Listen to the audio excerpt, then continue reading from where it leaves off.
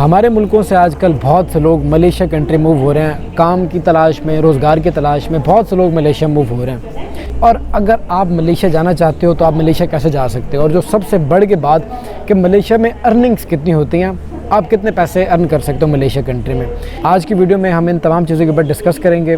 So video में आखिर तक बंदे रहें। मेरा नाम है ज़ीशान आसिम और आप देख रहे हो इट्स फॉर यू। मलेशिया का जो पासपोर्ट है वो दुनिया के बहुत ही ताकतवर पासपोर्ट्स में शुमार किया जाता है। दुनिया के जो टॉप रैंकिंग के पासपोर्ट्स हैं, मलेशिया का शुमार उन दुनिया के ताकतवर तरीन ममालिक में किया जाता है जिनका पासपोर्ट बहुत स्ट्रॉन्ग है। और मलेशिया एक डेवलप कंट्री है। और सबसे बढ़कर जो बात है, मलेशिया पाकिस्तानियों को, इंडियंस को बहुत अपॉर्चुनिटी देता है कि आप वहाँ जाके एक डेवलप कंट्री में आप काम कर सकें। आप वहाँ पे पढ़ने के लिए भी जा सकते हो, आप घूमने फिरने के लिए भी जा सकते हो। एक बहुत खूबसूरत कंट्री है। और अगर आप मलेशिया का विजिटर वीज़ा अप्लाई करना चाहते हो तो उसके लिए बहुत बड़ी रिक्वायरमेंट भी नहीं होती।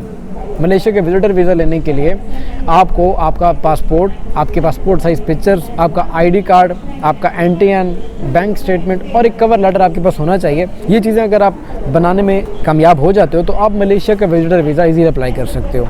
मलेशिया का अगर आप वर्क परमिट लेना चाहते हो, मलेशिया में दो किस्म के वर्क परमिट होते हैं। एक मलेशिया में होता है कंपनी का वर्क परमिट और एक होता है आज़ाद वर्क परमिट। खैर आज़ाद जो वर्क परमिट होता है वो भी कंपनी का ही होता है, लेकिन आज़ाद उसको इसलिए कहते हैं ओपन वर्क परमिट क्योंकि उसके अंदर कोई यानी कि कंपनी की तरफ से कोई रोक टोक नहीं होती, आप अपनी मर्ज़ी से काम कर सकते हो। तो मलेशिया का अगर आप क्लोज वर्क परमिट लेना चाहते हो तो उसकी क्या प्राइस है और ओपन वर्क परमिट की क्या प्राइस है। मलेशिया का जो क्लोज वर्क परमिट होता है दोस्तों, उसमें कंपनी आपको नॉर्मली जो फैसिलिटेट करती है वो एकोमोडेशन के लिए आपको प्रोवाइड करती है, आपको खाने पीने का खर्चा भी सम टाइम कंपनी देती है। और अगर आप अर्निंग की बात करें तो मलेशिया में जो अर्निंग होती है वो पाकिस्तानी 2 लाख रुपए तक आप वहाँ पे अर्न कर सकते हो। मलेशिया में रिंगट चलता है, मलेशियन रिंगट के मुताबिक 2000, 3000, 4000 रिंगट तक भी लोग वहाँ पे अर्न कर लेते हैं। और अगर आप इंडियन करेंसी में बात करें तो आप 1 लाख इंडियन करेंसी तक अर्न कर सकते हैं मलेशिया कंट्री में रहते हुए।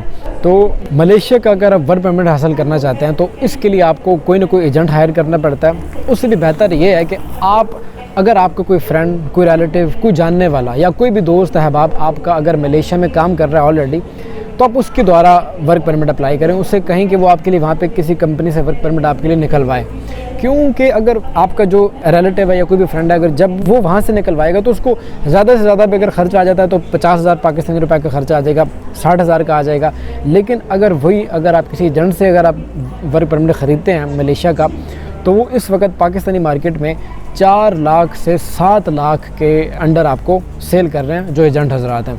4 लाख में आपको क्लोज वर्क परमिट यानी कि जो कंपनी का वर्क परमिट है, और 7 लाख जो कि ओपन वर्क परमिट है जिसको आज़ाद वीज़ा कहते हैं, वो आपको 7 लाख रुपए में इशू किया जा रहा है। तो अर्निंग मैंने आपको बता दी कि 3000 से 4000 रिंगिट तक आप नॉर्मली अर्न कर सकते हैं। पाकिस्तानी रुपए में 2 लाख रुपए तक आप वहाँ पे अर्न कर सकते हैं और इंडियन करेंसी में 1 लाख तक आप मैक्सिमम वहाँ पे अर्न कर सकते हैं। आप अगर चाहें तो उससे ज़्यादा भी अर्न कर सकते हैं, ये आपके ऊपर डिपेंड करता है। वहाँ पे लोग डिलीवरी का काम भी करते हैं, डिलीवरी कंपनी वहाँ पे फूड पड़ना भी है, तो डिलीवरी का काफ़ी लोग काम करते हैं। बहुत से हमारे जो भाई हैं वो लकड़ी का काम करते हैं, मलेशिया में कंस्ट्रक्शन फील्ड में काम करते हैं। बहुत से हमारे भाई वहाँ पे शेफ़ हैं, क्योंकि पाकिस्तानी इंडियन रेस्टोरेंट भी बहुत ज़्यादा हैं, क्योंकि पाकिस्तानियों की और इंडियंस की आबादी बहुत ज़्यादा है। इसकी वजह से वहाँ पे बहुत ज़्यादा रेस्टोरेंट्स हैं, अपने देसी खाने के जो रेस्टोरेंट्स हैं, पाकिस्तानी इंडियन खानों के रेस्टोरेंट्स बहुत ज़्यादा है मलेशिया में। तो आपको वहाँ पे शेफ़ की जॉब, वेटर की जॉब, वहाँ पे जो होटल का स्टाफ होता है उसकी जॉब आपको मिल जाती है। तो बहुत सी अपॉर्चुनिटीज़ हैं। अब बात करते हैं मलेशिया में अगर आप पढ़ने के लिए आना चाहते हो, बहुत से ऐसे पाकिस्तान में एजेंसीज़ हैं जो कि आपको मलेशिया का स्टूडेंट वीज़ा लगा के देती हैं। मलेशिया में स्कॉलरशिप्स भी होती हैं और ऐसी यूनिवर्सिटीज़ भी हैं जहाँ पर अगर आप पढ़ने के लिए आते हैं तो वहाँ से आप अपनी स्टडीज़ कंप्लीट करने के बाद इवन के ऑस्ट्रेलिया भी मूव कर सकते हैं।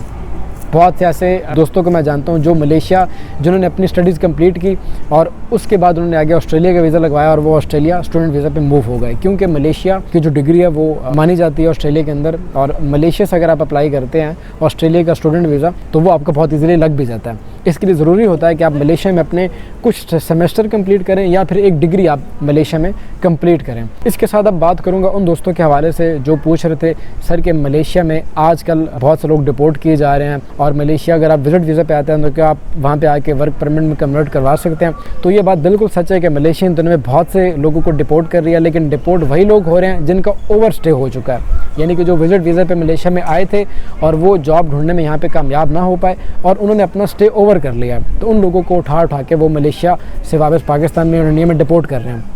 अगर आप लोग इस डिपोर्टेशन से बचना चाहते हो तो आप खुद जाके एयरपोर्ट से चेकआउट कर सकते हो। वहाँ पे आपको एक छोटा सा जुर्माना पे करना पड़ेगा, वो जुर्माना पे करके आप पाकिस्तान जा सकते हो। लेकिन उसका फ़ायदा ये होगा जुर्माना पे करने का कि नेक्स्ट टाइम जब आप वीज़ा अप्लाई करोगे मलेशिया का तो वो आपका लग जाएगा। लेकिन अगर आपको डिपोर्ट किया जाता है तो ये आपके आप ये समझ लो कि आप ब्लैक लिस्टेड हो गए मलेशिया में। दोबारा अगर आप मलेशिया का वीज़ा अप्लाई करोगे तो आपको नहीं मिलेगा, अगर मिलेगा भी तो बहुत मुश्किल से मिलेगा, बहुत पापड़ बेलने पड़ेंगे आपको उसके लिए। तो एक आउट पास होता है, अगर आप जाना चाहते हो अपनी कंट्री, अगर आपका ओवर स्टे हो चुका मलेशिया में तो एयरपोर्ट पे जाके आप एक आउट पास होता है वो आपको करवाना पड़ता है। उसके कुछ चार्जेस आपको पे करने पड़ेंगे एयरपोर्ट के ऊपर ही, और उसके बाद आप पाकिस्तान या इंडिया वापस आ सकते हो। अगर आप विज़िट वीज़ा पे मलेशिया में आते हो तो विज़िट वीज़ा पे आने के बाद यहाँ पे आपको जॉब ढूंढनी पड़ेगी, और जॉब नॉर्मली आपको कंस्ट्रक्शन फील्ड के अंदर, होटल फील्ड के अंदर और लकड़ी का जो काम होता है जो थोड़ा मुश्किल काम है उसमें आपको मिल जाती है, और आप अपना विज़िट वीज़ा वर्क परमिट में चेंज करवा सकते हैं। मलेशिया के अंदर बिल्कुल ये राइट है कि अगर आप मलेशिया विज़िट वीज़ा पे आते हो तो यहाँ पे आप अपने विज़िट वीज़ा को वर्क वीज़ा में कन्वर्ट करवा सकते हो। लेकिन जो अभी की सिचुएशन है, अभी क्योंकि मलेशिया ने बहुत से वीज़ाज़ ओपन किए और बहुत ज़्यादा पाकिस्तानी इंडियंस यहाँ पे आ चुके हैं, तो अब इस वक्त वर्क ढूंढना, जॉब ढूंढना यहाँ पे थोड़ा मुश्किल हो चुका है। मैं प्रेफर आपको ये करूँगा कि आप पाकिस्तान से या इंडिया से वर्क परमिट ले के मलेशिया आएँ, ना कि यहाँ आके आप जॉब ढूंढें। यहाँ पे आके जॉब ढूंढना थोड़ा आपके लिए मुश्किल होगा। तो अगर आपको वीडियो अच्छी लगी है तो प्लीज़ मेरी वीडियो को लाइक कर दीजिए। आपकी वीडियो लाइक करने से यूट्यूब वीडियो आगे मज़ीद लोगों तक फॉरवर्ड करता है, तो इस तरीके से हमारा भी भला होगा और आपका भी भला हो जाएगा। कमेंट सेक्शन में ज़रूर बताइएगा कि वीडियो कैसी थी, और हमेशा की तरह मेरे चैनल को सब्सक्राइब किए बगैर मत जाइएगा फ्रेंड्स। अपना बहुत सारा ख्याल रखिएगा। मिलते हैं इस तरीके की अगली वीडियो में, तब तक के लिए टेक केयर, बाय बाय।